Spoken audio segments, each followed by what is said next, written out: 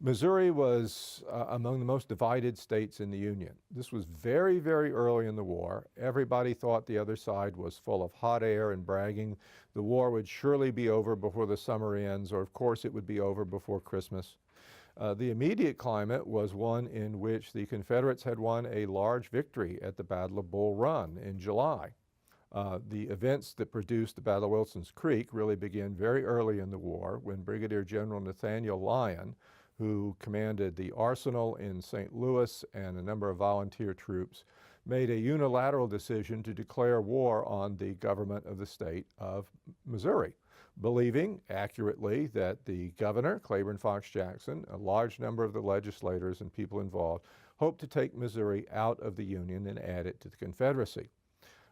Lyon did not ask permission from the Union government to do this, but because he never received messages not to, Lincoln gave acquiescence to this. His main opponent was the Missouri State Guard.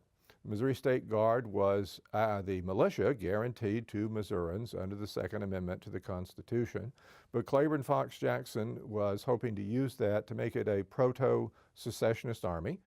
What Lyon wanted to do is to prevent that Missouri State Guard under its field commander, Major General Sterling Price, from getting organized. And so he launched what we call today a preemptive strike and swept through the state in 3 columns, driving the Missouri State Guard back down to the southeast corner of the state, where the commander, Sterling Price, sought an alliance with Brigadier General Ben McCulloch, who was the commander of the Confederate forces in northwest Arkansas. McCulloch got permission from Richmond to make common cause with the Missourians, who had not passed any ordinance of secession, crossed into Missouri, and the combined army of Confederates and Missouri State Guard advanced.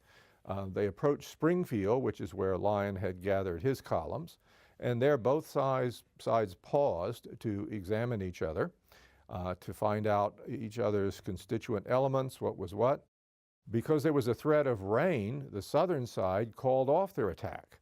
But Lyon, only 9 miles away in the city of Springfield, town of Springfield really, it did not rain there. So he moved out during the night and launched his attack successfully at dawn on August 10th, and that produced the Battle of Wilson's Creek. It was a Southern victory in the sense that although the Southerners were caught by surprise, Nathaniel Lyon did attack them successfully, catch them by surprise. They fought him off. Lyon was killed in the battle, and the Union troops retreated, leaving the Southerners in control of the field, and that's the traditional definition of victory. The book, Wilson's Creek, a second battle of the Civil War and the men who fought it, I wrote that book with my co-author Richard W. Hatcher III, and from the first we wanted to go beyond just drum and trumpet. Who was behind this tree and where did this regiment move? We wanted and hope we achieved the most complete description of the battlefield in terms of its strategy and tactics, but we also wanted to bring it alive by giving a sense of the impact on not just the individuals, but on families. And when you study the way companies were raised at the community level, that also brings you to the fact that behind each person that enlisted, there's a family.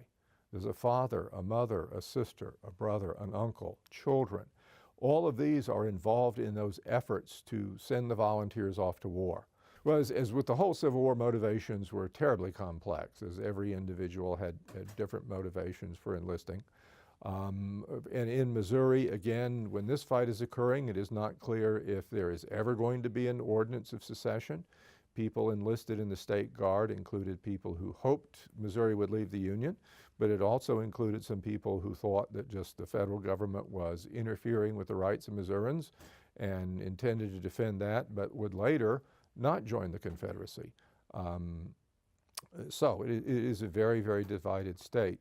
I think the most interesting thing about looking at soldier motivation at this time, directly in connection with the Battle of Wilson's Creek, is how in the summer of 1861, although unquestionably the issue of slavery was the dominant issue, once fighting broke out in April with the bombardment of Fort Sumter, once there was clearly fighting in the east, producing the Battle of Bull Run, or First Manassas, the Confederates called it, there was a tremendous rush to arms on both sides in which there was a great deal of emphasis on localism. If you read the newspapers in Kansas, in Iowa, in Illinois, Missouri, Arkansas, Texas. There's a great deal of discussion about honor, about the cause, about specifically the need to uphold the honor of your hometown. It's a very odd period to read about because people do believe the war is going to be over soon, and there's a rush to participate. And all throughout Kansas and Missouri, at the community level, people are raising troops. What their concern is that the fight will be over before they get a chance for their unit to be accepted into service. And so that spirit of competition between towns produces a huge burst in enlistments. And that connection with the hometown and believing that you represent the hometown is still very much present here at Wilson's Creek. We know that as historians because of the letters the soldiers wrote, the way hometown newspapers would present that. They would cover the war in terms of their side and their state, but very specifically their community's regiment, their community's company. Many of whom had various different nicknames. And it's interesting if you read about the All Hazard Boys from Leavenworth or the Texas Hunters from Marshall County, Texas. They're on opposite sides, but the words they use to describe what they're doing, going off, defending the cause, honor, representing their hometown, carrying a flag presented to them by the ladies of their hometown. This is really the glue that holds these volunteers together. There's even a Kansas lieutenant who died during this Battle of Wilson's Creek, whose last recorded words were, "Onward, boys, never disgrace your hometown." So the way in which the small community, which is where most Americans lived, in small communities, the way in which the war was a representation of their lives meant it had to be a representation of small community life. So that, I think, is the most interesting factor. There's a great deal of social pressure to volunteer, a great deal of pressure to step forward. When your country calls, you go off to war in the Civil War, when you're enlisting in this early period, you're fighting with your neighbors. And how you behave is going to be known and recorded. Because of the tactics and the weapons of the Civil War, soldiers largely fought standing up, shoulder to shoulder. You could not run away, you could not play the coward without that being seen. And in fact, in the letters soldiers wrote home, they specifically name names of who turned tail and run. To me, the most interesting part of this connection with the community and how powerful it is soldier motivation and providing the glue that keeps soldiers standing up and fighting occurred 20 years later, when you're beginning to get the first anniversaries and reunions and people are getting together and commemorating the war. A Kansas newspaper prints a brief history of the company that was raised in that Kansas town. It also prints a list of 12 names in large block letters. It identifies those as the people who had deserted from the company.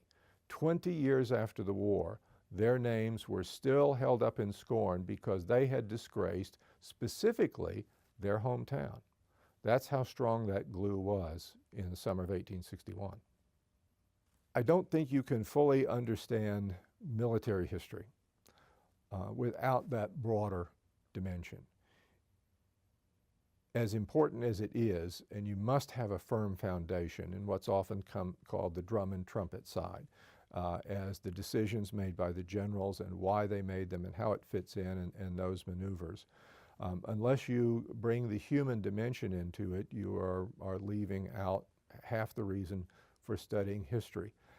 What we hope to do in giving a detail like that lieutenant dying with "never disgrace your hometown" on his lips is to show how you can find in the study of history the universal in the particular, through the example of that one person, to understand how this affects human beings, how conflict is, sadly, part of the human condition.